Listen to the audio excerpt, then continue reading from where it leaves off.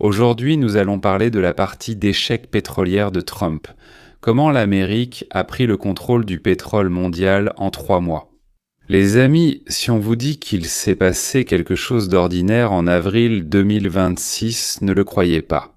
Sous nos yeux, une époque a pris fin. Cette même époque qui a duré plus de 80 ans depuis 1943, je vais expliquer pourquoi j'ai choisi cette date. Depuis en gros le milieu de la Seconde Guerre mondiale. Cette semaine, en seulement quelques jours, les États-Unis ont failli devenir un exportateur net de pétrole brut. Un exportateur net, cela signifie qu'on exporte plus qu'on importe. Pour la première fois depuis 1943, imaginez l'ampleur du phénomène. Un pays qui, pendant des décennies, a été dépendant du pétrole saoudien, qui a mené des guerres pour le pétrole irakien, qui a construit toute sa politique au Moyen-Orient autour de la pénurie de matières premières. Ce pays fournit désormais du pétrole à l'Europe, au Japon, à la Corée, à la France, et pour la première fois à la Turquie et à la Grèce. Et parallèlement à cela, et c'est le plus important, c'est justement pour cela que j'enregistre la vidéo d'aujourd'hui. Donald Trump, en 3 mois, a soigneusement placé les pièces sur l'échiquier mondial, pas à pas. De telle sorte que la Chine, le deuxième géant économique de la planète, s'est retrouvée prise en étau sur 3 fronts. Réfléchissez-y. Le Venezuela, le détroit d'Ormuz et le détroit de Malacca, qui vous êtes peut-être moins connus. Je vais vous en parler. Il a lui aussi 3 points névralgiques, 3 clés, et maintenant les 3 sont entre les mains de Washington. Mais ce n'est pas tout. Nous allons aussi parler du pape, qui, il s'avère, pour le dire gentiment, s'est comporté comme un idiot. Voilà, c'est un bon mot. Il croyait qu'on pouvait supprimer quelque chose d'Internet. L'Union d'Odessa elle-même, là-bas, ce n'était pas si simple. C'est pourquoi le Vatican est en panique. Une autre histoire intéressante se déroule juste devant ma porte, ici, à Los Angeles. Si auparavant les actes de la mafia somalienne ont été révélés au grand jour, puis les procureurs ont commencé à ouvrir des dossiers contre les groupes criminels afghans et haïtiens, maintenant c'est au tour des Arméniens. Je vais vous montrer comment ils fuient les journalistes dans la panique, les voitures de luxe qu'ils ont achetées avec les salaires de leurs frères dans les maisons de retraite. Mais commençons par le pétrole du détroit. Sur le fait que l'Iran a été acculé au mur, que tous leurs sponsors et alliés les ont abandonnés, et ainsi va le Moyen-Orient. Et est-ce que les ayatollahs reçoivent ou recevront 70 vierges qui dans l'au-delà ne leur serviront absolument à rien? Mais avant de commencer, si vous n'êtes pas encore abonné à la chaîne, veuillez cliquer sur le bouton d'abonnement et sur la cloche. C'est gratuit. Pour moi et la chaîne, c'est très important. Et pour ceux qui veulent soutenir la chaîne sérieusement et avoir accès à du contenu exclusif, l'abonnement ne coûte que 4 $ par mois, le lien est sous la vidéo. Cela me donne la possibilité de continuer à faire des analyses honnêtes, réfléchies et libres de toute propagande, d'où qu'elle vienne. Bon, très bien, maintenant passons aux chiffres qui changent tout. Commençons par des chiffres bruts mais saisissants. La semaine dernière, les exportations nettes de pétrole brut vers les États-Unis ont chuté à 66 000 barils par jour. Autrement dit, ils ont importé 66 000 barils de plus qu'ils n'en ont exporté. C'est le niveau le plus bas jamais enregistré dans l'histoire du suivi hebdomadaire, c'est-à-dire depuis 2001, encore un peu, et l'aiguille passera en dessous de 0, et l'Amérique deviendra ce qu'on appelle un exportateur net. Les exportations de pétrole des États-Unis ont grimpé à 5,2 millions de barils. Par jour, c'est un record pour les 7 derniers mois. Le record historique, par exemple, était d'environ 5,6 millions en 2023, c'est-à-dire que nous avons littéralement touché le plafond. L'infrastructure américaine fonctionne actuellement à la limite de ses capacités. Malgré tout, il manque toujours du personnel, il en manque encore, où en trouver. Près de la moitié, 47% est envoyé en Europe. Environ 2,5 millions de barils par jour, Pays-Bas, France, Allemagne. Ces mêmes pays qui achetaient récemment du pétrole russe, puis saoudien, puis iranien, achètent maintenant du pétrole américain. 37% des exportations vont vers l'Asie, notamment le Japon et la Corée du Sud. Et ce qui est particulièrement révélateur, c'est que, pour la première fois depuis au moins 1 an, un pétrolier américain transportant un demi-million de barils a mis le cap sur la Turquie. La Turquie, qui a historiquement été un partenaire énergétique de la Russie et de l'Iran. Naturellement aussi. La Grèce achète pour la première fois de l'histoire du pétrole américain. Pourquoi cela s'est-il produit ? La raison, elle est simple comme on dit. La guerre effrayante des États-Unis et d'Israël contre l'Iran, qui a éclaté, comme vous le savez, en février, a entraîné la plus grande perturbation du marché énergétique mondial de l'histoire. L'Iran, en résistant, a bloqué une partie du détroit d'Ormuz. Par ce détroit, comme vous le savez, transite un cinquième de tout le pétrole et le gaz mondiaux. Imaginez, d'un seul coup, on a coupé 20% de l'offre mondiale. Les raffineries européennes et asiatiques se sont retrouvées pratiquement en état de panique. Elles avaient un besoin de pétrole. On recevait des appels de partout, des demandes. Le seul pays capable de fournir du pétrole en quantité suffisante, c'était l'Amérique. Un pays qui, il y a encore 15 ans, était le principal importateur mondial, est aujourd'hui le plus grand producteur et, en fait, l'équipe de pompiers de l'économie mondiale. Voilà ce que signifie la prime du Brent. Par rapport au pétrole américain, elle a grimpé à 20,69 $ le baril. C'est un écart monstrueux. À titre de comparaison, pendant les années normales, ce spread, cette différence, c'est 2 ou 3 $. Et le prix des lots physiques de pétrole pour une livraison urgente de BRO vers l'Europe cette semaine a atteint. Préparez-vous. 150 $ le baril, ils nous paient. 150 $ le baril, ils en ont besoin d'urgence, et nous livrons. C'est de ce qu'on appelle un record historique. Et ici, je veux poser une question simple. Pourquoi précisément l'Amérique a-t-elle réussi ? Pourquoi pas l'Arabie Saoudite, qui a été pendant des décennies le robinet pétrolier de la planète ? Pourquoi pas la Russie, qu'on appelle une superpuissance géologique ? La révolution du schiste, c'est justement ce miracle de l'initiative privée, de l'entrepreneuriat libre, de petites et moyennes entreprises concurrentes qui, dans les années 2000 et 2010, ont maîtrisé les technologies du forage horizontal et de la fracturation hydraulique. Aucun ministère du pétrole, aucun Gazprom, aucun plan d'État n'aurait pu réaliser cela. Mais qui l'a pu ? Des milliers d'ingénieurs, d'entrepreneurs, d'investisseurs, chacun avec son propre intérêt. Chacun voulait aller plus vite, je veux être le premier, je suis le meilleur, à ses risques et périls, à ses risques, et certains ont perdu, mais d'autres, oh. Mises a appelé cela la triade dynamique. L'inventeur, l'entrepreneur et l'investisseur. 3 rôles qui font avancer le progrès. Et ce sont précisément eux qui ont sorti l'Amérique de la position de demandeur pour en faire le maître du marché pétrolier mondial, sans aucun décret venu d'en haut, sans ordre, sans plan quinquennaux. Sans projets nationaux. Souvenez-vous de cela, nous y reviendrons plus tard. Le nœud d'Ormuz. Le 17 avril, c'est-à-dire littéralement aujourd'hui, hier, l'Iran a officiellement annoncé l'ouverture du détroit d'Ormuz. Le ministre des Affaires étrangères de l'Iran, Abbas Araghchi, a déclaré que le détroit est de nouveau entièrement ouvert à la navigation commerciale. C'est, comment dire plus précisément ? Une capitulation. Quel mot serait plus précis ? Là, c'est le mot exact, capitulation, mais douce en quelque sorte. Emballé dans des formulations diplomatiques, mais c'est une capitulation. Pourquoi l'Iran a-t-il cédé ? J'ai analysé toutes les sources ouvertes, occidentales, iraniennes, russes, et j'ai identifié 6 raisons. Analysons-les une par une. Première raison. Celle-ci, et c'est plutôt officiel, la trêve entre Israël et le Hezbollah au Liban. C'est la version officielle de Téhéran. Apparemment, Araghchi a déclaré explicitement que l'ouverture du détroit était liée au cessez-le-feu entre Israël et le Hezbollah libanais. Faites attention. L'Iran a posé cela comme condition à toute concession dès le début. Arrêtez les frappes contre notre principal allié et nous ouvrirons le détroit. Formellement, c'est ce qui s'est passé. Mais bien sûr, ce n'est certainement pas toute la vérité, loin de là. Il y a une deuxième raison. Le blocus naval américain. Le 13 avril, les États-Unis ont imposé un blocus naval total des ports iraniens. Tout navire lié à l'Iran était arrêté ou refoulé. L'Iran s'est retrouvé coupé de sa principale source de revenus. En avril, garder le détroit d'Ormuz fermé n'était plus une arme, mais un nœud coulant. Autour de son cou. Si je fais ça, tout le monde souffrira. Il s'est étouffé. Chaque jour de blocus coûtait à Téhéran des centaines de millions de dollars.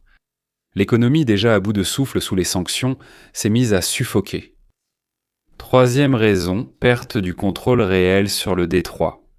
C'est un point technique mais important. Même avant l'ouverture officielle, certains armateurs ont simplement cessé de respecter les règles iraniennes. Des opérations de déminage et de liberté de navigation ont été lancées dans le détroit. Il devenait de plus en plus difficile pour l'Iran de maintenir le mythe selon lequel il contrôlait le détroit. Tôt ou tard, cette illusion se serait effondrée et Téhéran a choisi d'éviter l'humiliation. Quatrième raison, les progrès dans les négociations. Les 11 et 12 avril des négociations directes entre les représentants américains et iraniens ont eu lieu dans la capitale du Pakistan. Officiellement, elles ont échoué. Il n'y a pas d'accord final, mais dans certains domaines, les parties ont progressé. Des accords ont été conclus pour débloquer environ $1 milliard d'avoirs iraniens, selon Reuters. L'ouverture du détroit est un geste de bonne volonté avant le prochain cycle de négociations qui est attendu dans les tout prochains jours. Cinquième raison. Les menaces directes de Donald Trump et de J.D. Vance. Donald Trump, dans son style habituel, a déclaré à plusieurs reprises qu'il était prêt à détruire toute la civilisation iranienne si le détroit n'était pas ouvert. Le 14 avril, le vice-président J.D. Vance a ajouté que la poursuite du blocus changerait fondamentalement la nature des négociations. Messieurs, ce ne sont pas que des paroles, c'est un signal clair. Nous sommes prêts à aller bien plus loin que vous ne le pensez. Le gouvernement iranien a finalement compris cela. Cela leur a pris pas mal de temps. Ils pensaient tous qu'on bluffait avec eux. On ne bluffait pas avec eux. La sixième raison. L'isolement économique et la pression des alliés. Environ 230 pétroliers chargés sont restés bloqués dans le golfe Persique. 20 000 marins attendaient avant d'être évacués. La situation tournait tout simplement à la catastrophe humanitaire. Même la Chine, l'Inde et la Turquie, partenaires traditionnels de l'Iran, ont commencé à faire pression sur Téhéran, car leur propre économie souffre de la fermeture du détroit. Et maintenant, voici le plus important. L'Iran déclare que le détroit est ouvert temporairement. Seulement pendant la trêve en Israël, entre Israël et le Liban. Jusqu'au 21 avril, les navires doivent suivre l'itinéraire indiqué par la partie iranienne. Les navires de guerre ne sont toujours pas autorisés. Et Donald Trump a donné sa réponse. Le blocus maritime américain des ports iraniens reste en vigueur jusqu'à l'exécution complète de l'accord. Aucune ouverture, même minime, ne sera tolérée pour laisser passer la vapeur. Que tout reste là-bas, et ensuite au diable, la grand-mère iranienne explosera. Le blocus reste pleinement en vigueur tant que notre accord avec l'Iran n'est pas finalisé à 100%. C'est ce que Trump a écrit sur les réseaux sociaux. Qu'est-ce que cela signifie en langage humain ? Cela veut dire que Trump a obtenu tout ce qu'il voulait et n'a rien donné en retour. Le détroit est ouvert. Cela signifie que le pétrole mondial circule.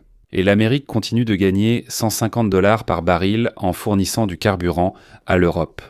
Le blocus de l'Iran reste en place. Cela signifie que Téhéran reste pris dans un étau économique et est obligé de faire de plus en plus de concessions. Ce n'est pas de la diplomatie, messieurs. Cela s'appelle de la chirurgie. Eh bien, on peut appeler cela une chirurgie économique. On peut aussi l'appeler autrement, un coup de barre à mine sur le crâne. Poussière nucléaire. Une autre histoire, sans doute la plus surréaliste de cette semaine, c'est ce que Trump a appelé « poussière nucléaire ». Le 17 avril, Trump a déclaré littéralement ce qui suit. Je cite. « Les États-Unis recevront toute la poussière nucléaire créée par nos incroyables bombardiers B-2. Aucun argent ne changera demain. » Fin de citation. Qu'est-ce que la poussière nucléaire ? C'est un euphémisme. Une appellation politiquement enrobée pour désigner l'uranium hautement enrichi qui, selon l'Agence internationale de l'énergie atomique, est resté enfoui.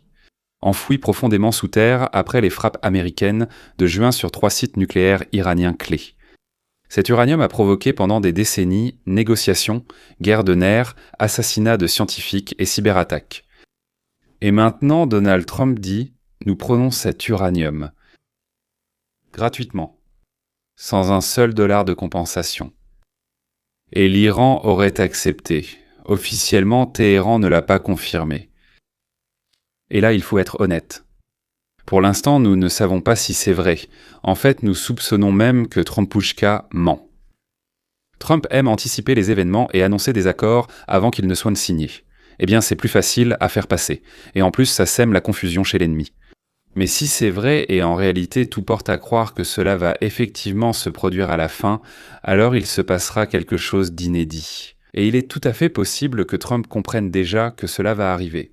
Pour la première fois dans l'histoire, un pays qui a créé un programme nucléaire au prix de milliards de dollars, des décennies d'efforts, une tension colossale de tout l'appareil d'État, en remet l'uranium enrichi gratuitement.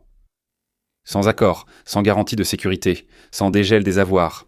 Il le donne tout simplement. C'est une capitulation d'une telle ampleur que, dans l'histoire des XXe et XXIe siècles, on ne peut la comparer qu'à l'abandon de l'arme nucléaire par l'Afrique du Sud en 1991. Et dans le mémorandum de Budapest, ils ont écrit n'importe quoi. Ils ont fait semblant de garantir quelque chose, mais en réalité, ils garantissaient seulement que si quelqu'un vous attaquait, ils promettaient pas d'aller se plaindre à l'ONU. Il n'y avait rien d'autre d'écrit. L'Ukraine et l'Afrique du Sud l'ont fait volontairement, par enthousiasme, alors que l'Iran agit sous la menace. Sous la menace. Et vous savez ce qui est aussi important ? Trump a ajouté un blocus. Tant que l'accord ne sera pas conclu à 100%, vous n'y arriverez pas à 89, messieurs, et à 92 non plus. 100%. Autrement dit, la poussière nucléaire n'est qu'une partie du paquet. C'est juste le premier versement. L'Iran devra encore donner beaucoup. Le piège chinois. Eh bien maintenant, probablement la partie la plus importante de la vidéo d'aujourd'hui à l'échelle mondiale. Ce pourquoi tout cela a été lancé par l'Amérique et Trump en réalité.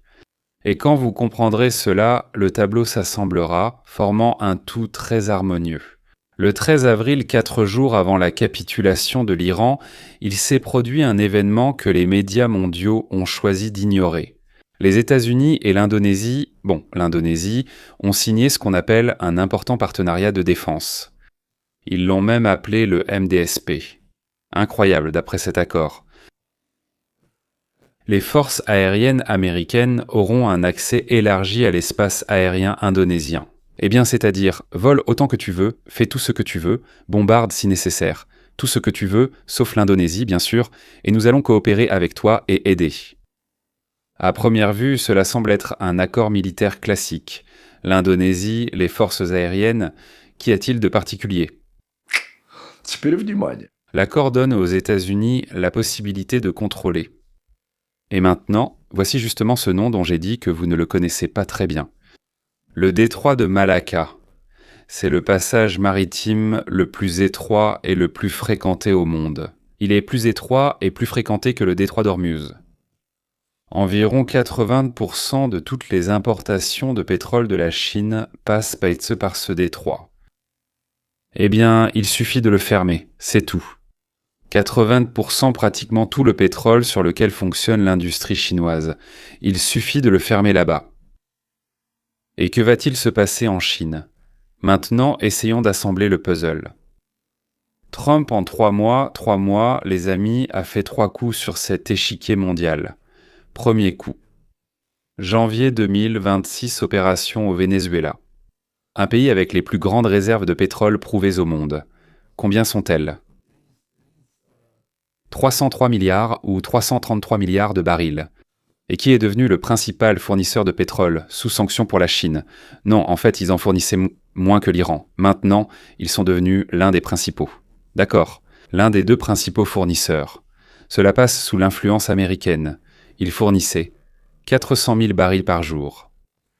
Le Venezuela est donc perdu pour la Chine. Deuxième étape, février 2026. Guerre avec l'Iran et contrôle du détroit d'Ormuz. 25% du flux pétrolier mondial sera désormais sous la supervision américaine. Téhéran, principal exportateur de pétrole sous sanction vers la Chine, est coupé de son acheteur. Troisième étape. Avril 2026, pacte de défense avec l'Indonésie. Détroit de Malacca. 80%. Je rappelle que les importations pétrolières chinoises se retrouvent potentiellement sous contrôle américain. 3 passages. 3 goulets d'étranglement, 3 clés de l'économie chinoise, tous désormais contrôlés ou bloquables en moins de 24 heures par les États-Unis. Et c'est parti. Imaginez l'ampleur de cette opération. Ce n'est tout simplement pas possible de la déployer comme ça, comme on dit. Ce n'est pas de l'improvisation, ce n'est pas un hasard. C'est une stratégie cohérente et réfléchie d'étouffement stratégique. Comme le dirait Sun Tzu, vaincre l'ennemi sans tirer un seul coup de feu. Oura. Et qu'est-ce que cela signifie pour l'Iran ? Voilà ce que cela signifie. Téhéran ne tenait que grâce à une seule chose, le soutien chinois. Ainsi, 80% du pétrole iranien était exporté vers la Chine grâce à une flotte fantôme de pétroliers changeant de pavillon, coupant les transpondeurs et transférant le pétrole en mer.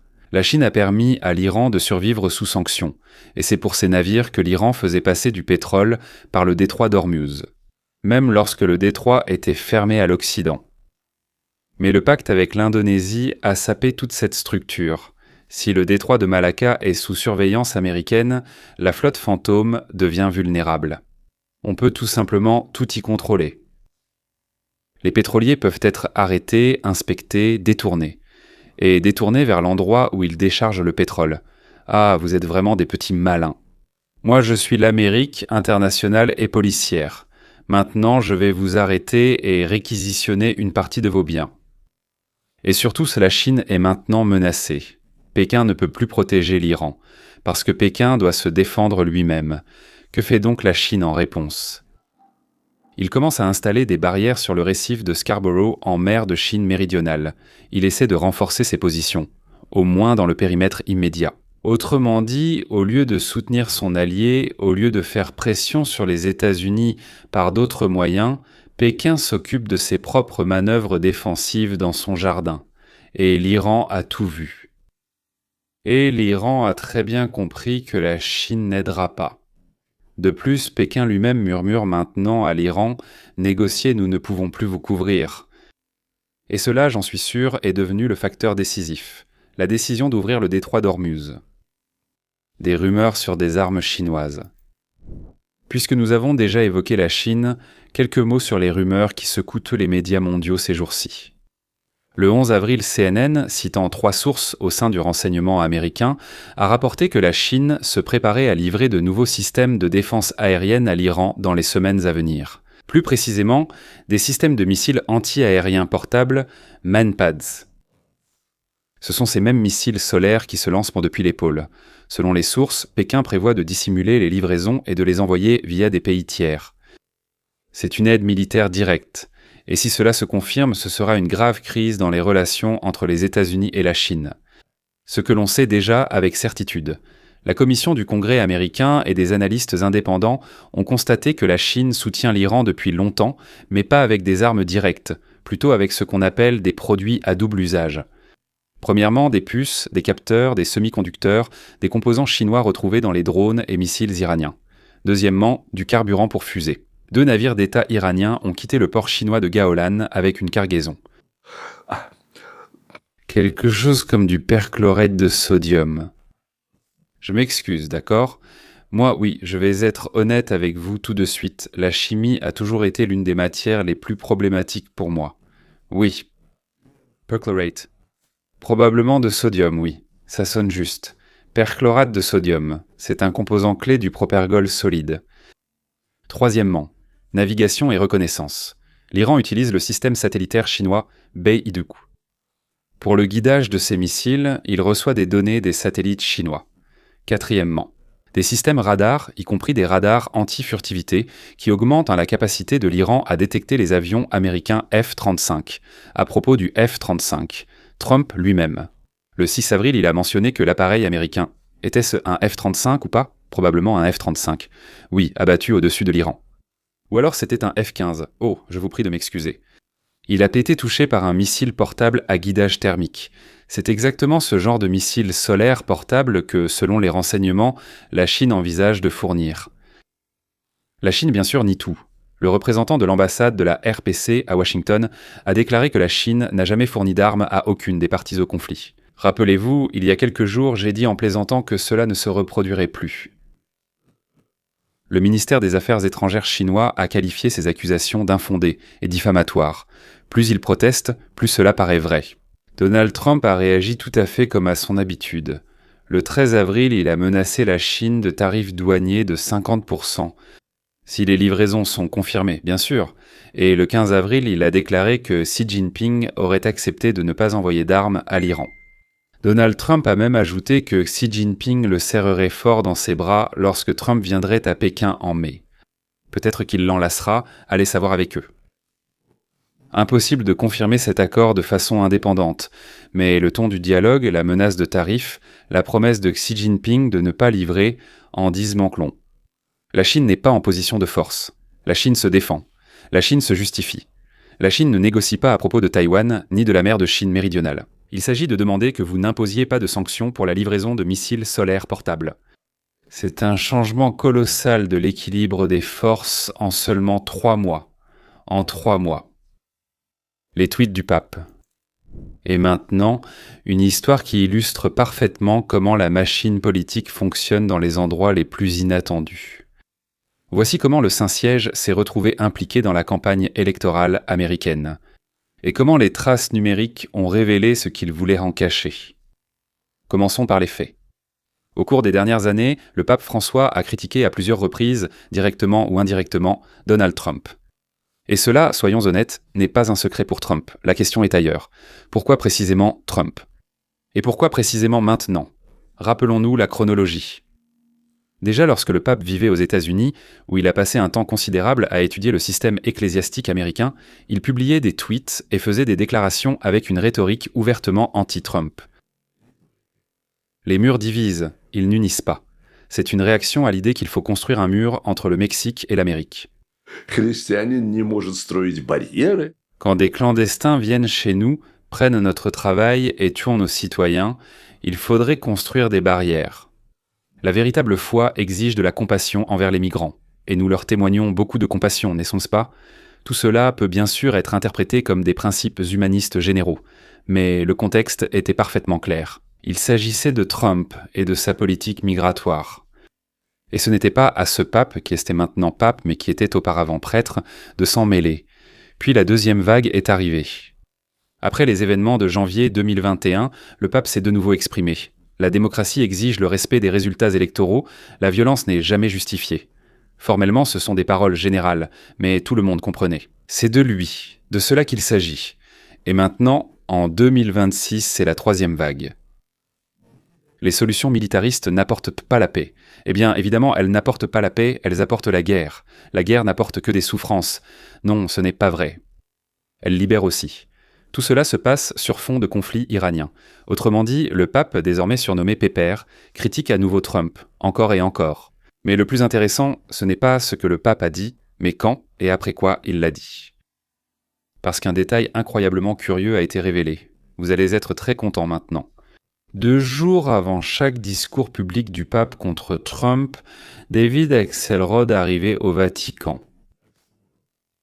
Ce même Axelrod, l'ancien conseiller principal de Barack Obama, que l'on appelle l'architecte de ses campagnes électorales, un homme qui est encore considéré comme l'un des stratèges démocrates les plus influents aux États-Unis.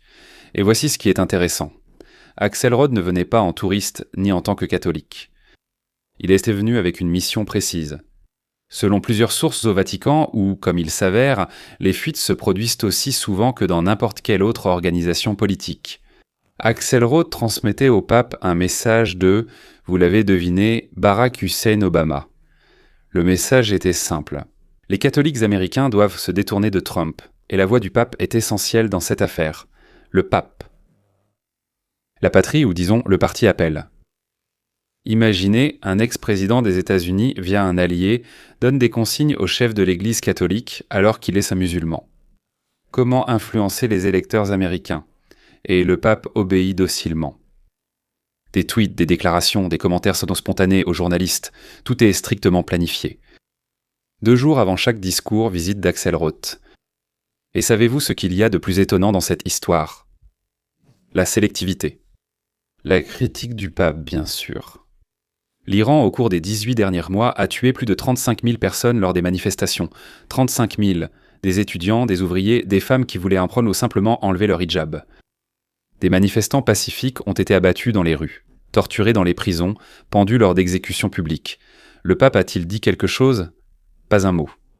En Iran, des homosexuels sont encore exécutés publiquement pour leur orientation. Des femmes sont lapidées pour adultère, même sans preuve ni vérité. Il suffit que le mari accuse « Ah mais le rempentin, elle m'a trompé ». Alors toute la famille, enfants compris, doit lancer des pierres. Si tu ne jettes pas de pierres, tu seras lapidé. Des innocents sont jetés en prison pour avoir lu des livres interdits. Ça peut être simplement un roman quelconque. Ou pour avoir critiqué le régime sur les réseaux, comme chez Poutine. Le pape a-t-il condamné cette tyrannie ? Jamais. Mais Donald Trump, lui, il est horrible. Voilà Israël, les Juifs et Donald Trump. C'est la pire engeance du monde. Donald, la menace pour la paix. Il s'avère que Trump est contre les valeurs chrétiennes. Pour ça, le pape trouve du temps, des mots et même des tweets. Vous comprenez où je veux en venir ? Il ne s'agit ni de religion ni de morale. Il s'agit tout simplement de politique ordinaire. La politique la plus ordinaire, terrestre, sale, le Vatican qui pendant 2000 ans s'est présenté comme une institution au-dessus des intérêts terrestres. Eh bien, ils ont menti pendant 2000 ans d'affilée. Mais jamais auparavant, il n'avait été un instrument du Parti démocrate américain. Il a pu être n'importe quoi. Il jouait pour lui-même, pour les Français, pour les Espagnols. Mais il n'avait encore jamais été celui du Parti démocrate américain. Et c'est une catastrophe d'ailleurs. Pas pour Trump. Pas pour les républicains. C'est une catastrophe pour l'Église catholique. Parce que lorsqu'un leader religieux commence à travailler pour les politiciens, il cesse d'être un leader religieux. Il devient un stratège politique. Mais la seule différence dans tout, c'est qu'il porte une jupe. Comment ça s'appelle déjà ? Une soutane. Et les catholiques le comprennent. Les catholiques américains, qui votaient traditionnellement pour les démocrates, passent massivement chez les républicains. Pas parce qu'ils aiment Trump, mais parce qu'ils sont déçus par le pape, qui a trahi leur confiance pour des raisons de convenance politique. Et Dieu sait pourquoi d'autre. Il a déjà été pris sur le fait. Vous savez ? Les dossiers Epstein, qui sait, et les traces numériques, les tweets, les visites d'Axelrod, les coïncidences de date, tout cela est déjà en accès libre. Internet, comme je vous l'ai déjà dit, n'oublie rien, y compris les compromis papaux. Un regard à travers le prisme. Et maintenant, mes amis, la partie essentielle de notre conversation d'aujourd'hui. Parce que les nouvelles, c'est bien. Mais sans le cadre du pilote, elles se transforment en un flux infini de bruit. Regardons ce qui se passe à travers le prisme de la science de la liberté. Premièrement, Ludwig von Mises nous a appris: l'économie n'est pas un domaine séparé de la vie, c'est la vie elle-même. Toutes les décisions politiques, toutes les guerres, toutes les révolutions se résument finalement à une seule chose, l'économie. Et la situation actuelle en est une illustration parfaite. L'Iran a capitulé non pas parce qu'il a perdu une campagne militaire. La campagne militaire, en réalité, s'était enlisée et aurait pu durer 100 ans. L'Iran a capitulé parce que son économie a étouffé. Le blocus maritime, l'exportation coupée, les pétroliers bloqués, 22 000 marins sans nourriture, ni eau d'ailleurs. Voilà ce qui a brisé le régime des ayatollahs. Ni les missiles, ni les bombes. Une ligne dans le livre de comptes. Deuxièmement, Friedrich von Hayek a averti: toute tentative de planification centralisée dans un système complexe est vouée à l'échec. Le régime iranien a planifié son influence dans la région pendant 47 ans. Il construisait ce qu'ils appelaient le croissant chiite. Des milliards ont été investis dans le Hezbollah, la Syrie, les Houthis, créant une hiérarchie et une pyramide de groupes supplétifs, tandis que l'Amérique en 3 mois. Toute cette pyramide. Je n'ai même pas envie de dire ce qu'ils ont fait. Sans construire le leur, mais en utilisant des forces spontanées, un secteur pétrolier privé, des producteurs décentralisés, des flux commerciaux du marché libre, la pyramide s'est effondrée. Pourquoi ? Parce que son système de distribution n'a pas pu supporter la pression. Troisièmement, l'homme aussi dont je vous ai beaucoup parlé, Frédéric Bastiat. Sa célèbre parabole de la vitre cassée. En russe, ça sonne probablement comme ça. La guerre. La fenêtre pyramidale à l'échelle d'une civilisation. Ceux qui regardent superficiellement ne voient que la relance de l'industrie. Ou ils ne voient non qu'une augmentation de la demande de pétrole, des opportunités pour les exportateurs. Mais nous, lecteurs de Bastiat, voyons ce qui est invisible. Voici l'essentiel de ce qui est visible ou non, ce qui a fait de lui une célébrité mondiale. Des terminaux pétroliers incendiés. Des marins morts. Des investissements perdus, des vies détruites, le pétrole à $150. Ce n'est pas la prospérité, ce sont des signes de catastrophe. Notre tâche n'est pas de nous réjouir que l'Amérique gagne de l'argent.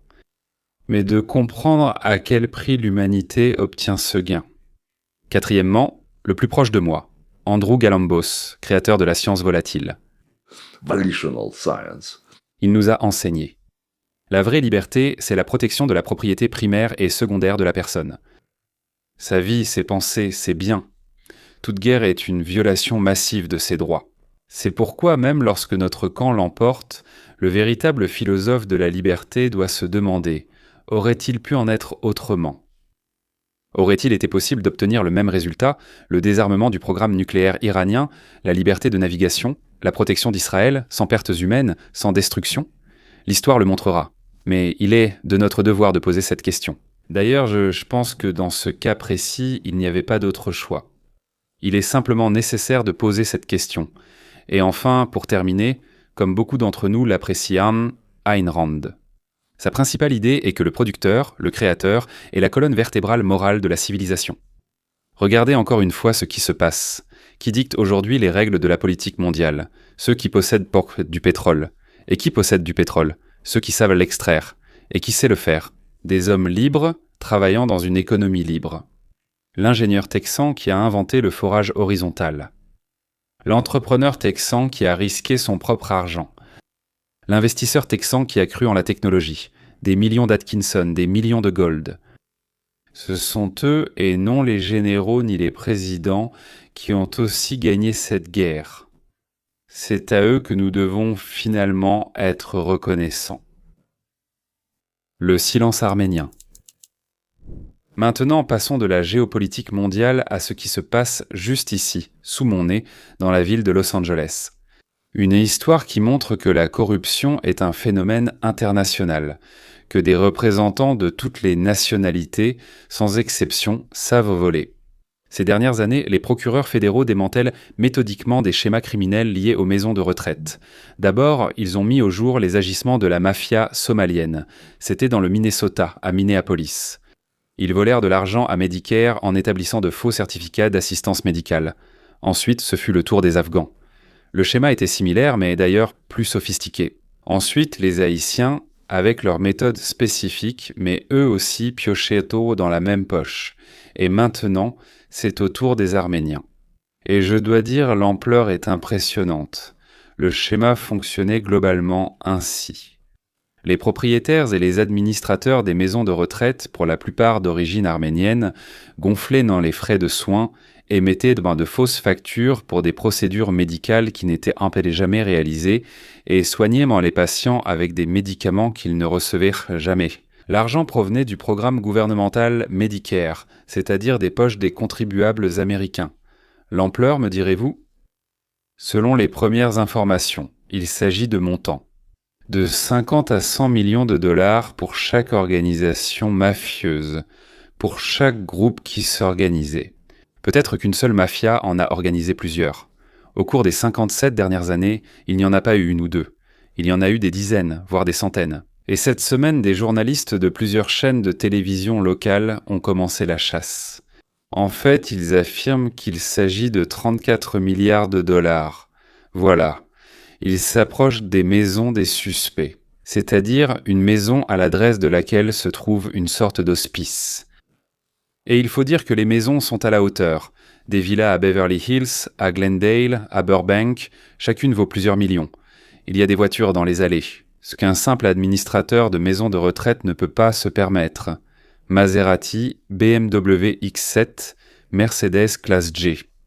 Chez l'un des protagonistes, les journalistes ont compté 6 voitures dans le garage pour une valeur totale de plus d'1 million de dollars.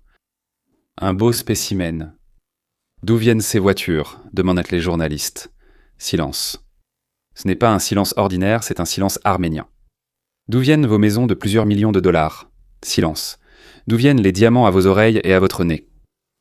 Une quantité incroyable d'or, des bagues, des émeraudes, des saphirs, accrochés partout où l'on peut en mettre. En réponse, un silence arménien assourdissant. Certains ont essayé de s'enfuir. Ils fuyaient à toute vitesse en Maserati devant les journalistes. L'un d'eux s'est enfermé chez lui et a appelé la sécurité. Un autre a déclaré qu'il était un homme d'affaires honnête et qu'il avait tout gagné par son propre travail. On n'a pas répondu à la question sur le métier qui rapporte 3 millions de dollars en dirigeant une maison de retraite, alors qu'une infirmière y gagne quelques milliers par an. Vous voyez où je veux en venir ? Cette histoire ne concerne pas les Arméniens. Leurs histoires précédentes ne concernaient ni les Somaliens, ni les Afghans, ni les Haïtiens. C'est une seule histoire sur le système. Il s'agit du fait que Medicare, un gigantesque programme d'État avec un budget de centaines de milliards de dollars, est devenu une source de profit pour tous ceux qui sont assez rusés pour apprendre à le tromper. Et vous savez ce qui est le plus triste ? Pendant que ces messieurs s'achetaient pour des Maserati et des villas à Beverly Hills, les vraies personnes âgées dans leur maison de retraite recevaient une alimentation réduite, des soins de mauvaise qualité et des médicaments factices. Des personnes âgées qui ont travaillé toute leur vie, payé des impôts, élevé des enfants, et qui se sont finalement retrouvées entre les mains de gens pour qui elles n'étaient qu'une source de revenus. Ludwig von Mises avait averti, tout programme d'État fondé sur la redistribution devient inévitablement un objet de manipulation. Parce que l'argent des contribuables, c'est l'argent de personne. Vous vous souvenez de l'Union soviétique ? Tout était à tout le monde, rien n'était à toi ici. Personne n'est responsable. Les fonctionnaires dépensent de l'argent qui n'est pas à eux pour des gens qu'ils ne connaissent pas. Voilà, l'argent est là, il faut le dépenser pour quelqu'un qu'on ne connaît pas et pour qui on n'a aucune sympathie. En plus, ce sont eux-mêmes qui fixent les critères. Ils sont approuvés par la ville. Un petit paquet d'argent, ou deux, et ils signent à peu près n'importe quoi. Dans de telles conditions, la corruption est inévitable. C'est comme la loi de la gravité. Les maisons privées pour personnes âgées, financées par les familles qui paient et surveillent, reçoivent aussi des subventions de l'État. De tels scandales n'y surviennent pas. Parce que chaque centime compte, et tromper une personne qui paie de sa propre poche, c'est sans doute possible, mais c'est plus difficile. En attendant, l'enquête se poursuit. La communauté arménienne de Los Angeles est pure, magnifique, délicate. Disons que, dans sa grande majorité, elle est bien sûr honnête. Elle doit gérer les conséquences des actes de quelques centaines, ou peut-être de quelques milliers d'escrocs. La réputation qui s'est construite pendant des décennies s'effondre en quelques semaines, et cela aussi fait partie du prix de toute escroquerie. Ce ne sont pas seulement ceux qui ont été volés qui souffrent, mais aussi ceux qui ressemblent simplement aux voleurs. De la même manière, ce sont les gens qui finissent par payer pour les actions de leurs dirigeants, que ce soit en Russie, en Ukraine ou en Iran. Ce sont simplement des gens qui, peut-être, détestent ces dirigeants. Résumons. Qu'avons-nous vu aujourd'hui ? Les États-Unis, pour la première fois depuis 1943, sont presque devenus, comme on dit, un exportateur net de pétrole. L'Amérique n'est pas seulement un acteur majeur, mais le principal fournisseur d'énergie pour l'Europe et l'Asie en temps de crise mondiale. L'Iran a de facto capitulé, mesdames et messieurs, il a ouvert le détroit d'Ormuz, accepté de remettre la poussière nucléaire, même s'ils n'ont pas encore accepté. Ils ont déjà accepté. Le blocus de ces ports restera en place jusqu'à l'exécution complète de l'accord. Personne ne procédera par étapes. Oui, lorsque tout sera fait, nous lèverons le blocus. La Chine est prise en étau sur 3 fronts, le Venezuela, Hormuz et Malacca. Pékin est obligé de se justifier et ne peut pas soutenir son allié iranien. L'allié iranien ne peut pas soutenir ses mercenaires, à qui il payait pour tuer des juifs. Ce n'est pas un hasard, c'est une stratégie méthodique, froide, économiquement justifiée, qui, en 3 mois, a reconfiguré l'équilibre mondial des forces plus que toute la politique étrangère des 50 dernières années. Mais l'essentiel n'est pas la géopolitique, l'essentiel, c'est ceci. Derrière toutes ces grandes manœuvres se cache une vérité simple. Une économie libre est plus forte qu'une économie planifiée. L'initiative privée l'emporte sur la planification centralisée. L'intelligence dispersée de millions de personnes libres surpassera toujours la puissance concentrée de n'importe quel régime autoritaire. Que ce soit la Chine, la Russie, l'Iran, la Corée du Nord, peu importe. C'est la principale leçon d'aujourd'hui. L'Amérique. L'Iran a gagné. Ah, messieurs, la liberté. Ce n'est pas la liberté qui a gagné, pas pour l'instant, à ce stade, dans cette partie précise, mais il y aura bien sûr de nouveaux coups, de nouveaux défis à venir. Et la victoire finale de la liberté, si tant est qu'elle soit possible, la victoire finale de la liberté dépendra de notre capacité à la préserver chez nous. Parce que, bien sûr, nous avons été au bord du gouffre. Comme l'a dit Ronald Reagan, on peut la perdre si une génération ne comprend pas sa valeur. Une génération ne comprend pas la valeur et elle est perdue. Et ce n'est plus vraiment une question pour Trump ou pour Si, c'est une question pour chacun d'entre nous. Les amis, si cette vidéo vous a été utile, mettez un like, cela aide la chaîne. Laissez des commentaires. Votre avis nous intéresse toujours. Même si je ne réponds pas et j'essaie de répondre, j'essaie de commenter quelque chose. Votre opinion m'intéresse, que vous soyez d'accord avec moi ou non. Souvent les gens disent « Là, je suis d'accord, mais pas ici. Alors je comprends ce que je n'ai pas dit. Peut-être me suis-je trompé, ou plus sûrement je n'ai pas assez expliqué. Ça m'aide, discutons en commentaire. En fait, je reste ouvert à la discussion. Si vous voulez soutenir la chaîne et accéder à du contenu exclusif, cela arrive rarement, je vous le dis franchement. Je manque de temps, mais ils reviennent sans cesse, l'un après l'autre. L'abonnement coûte seulement 4 $ par mois. Ce n'est pas beaucoup, mais pour moi, pour la chaîne, c'est une opportunité de continuer à produire du contenu indépendant et, si possible, honnête. Peut-être que je dis quelque chose de travers, mais en général, si je ne sais pas quelque chose ou si j'ai appris quelque chose de travers, je le jure sur ma mère, comme disent mes proches géorgiens. J'essaie de rapporter les événements honnêtement, du moins comme je pense qu'ils se passent. Comme toujours, je vous invite à mon cours « La science de la liberté », la feuille de route vers la liberté. Tous les détails sont dans la description de cette vidéo. C'était Léon Weinstein. À bientôt.